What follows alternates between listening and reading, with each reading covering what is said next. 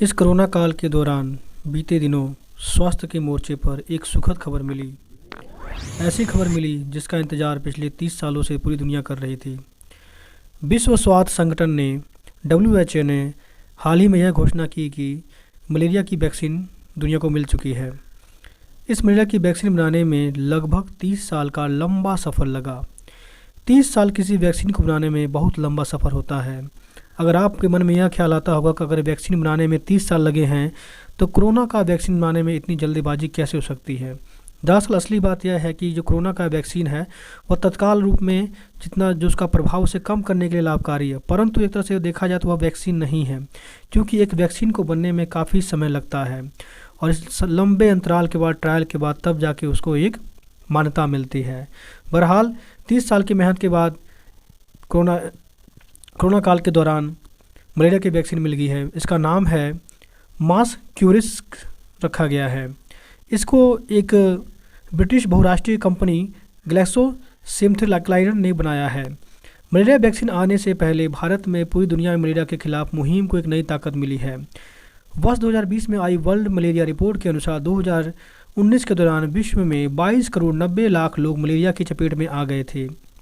उसमें से 9,04 लाख लोगों की मौत हो गई थी। मृतकों की संख्या में 2,74,000 जो लोग थे उसमें से 5 से कम उम्र के बच्चे थे।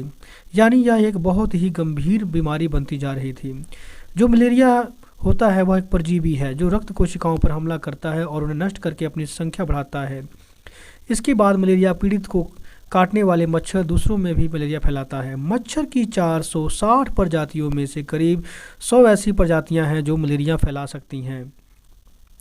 भारत के पास जब टीका नहीं था तो आयुर्वेद के दम पे भारत ने कई वर्षों तक मलेरिया से लड़ाई की है, परंतु अब यह टीका आने से भारत के लिए काफ़ी लाभदायक साबित होगा।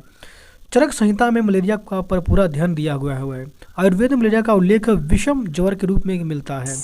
आज़ादी के समय भारत की 33 करोड़ आबादी में 7.5 करोड़ लोग मलेरिया से ग्रसित थे। इसलिए 1953 में भारत सरकार ने राष्ट्रीय मलेरिया नियंत्रण कार्यक्रम शुरू किया। फिर 1958 में बहुराष्ट्रीय मलेरिया उन्मूलन कार्यक्रम शुरू किया।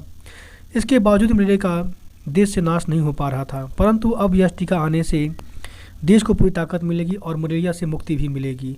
इस टीका को बनाने में 80 साल से चल रही लगातार शोध और मेहनत के आधार पर यह बना है। बहरहाल दुनिया को इस दौरान खुशी का माहौल बनाना चाहिए, क्योंकि एक बहुत ही ग्रसित बीमारी से लड़ने के लिए आपके पास एक वैक्सीन आ चुकी है।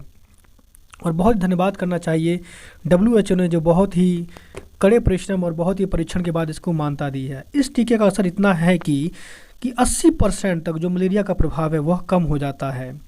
तो इस टीके का प्रभाव हर जगह प्रयोग किया जा सकता है। Thank you for watching.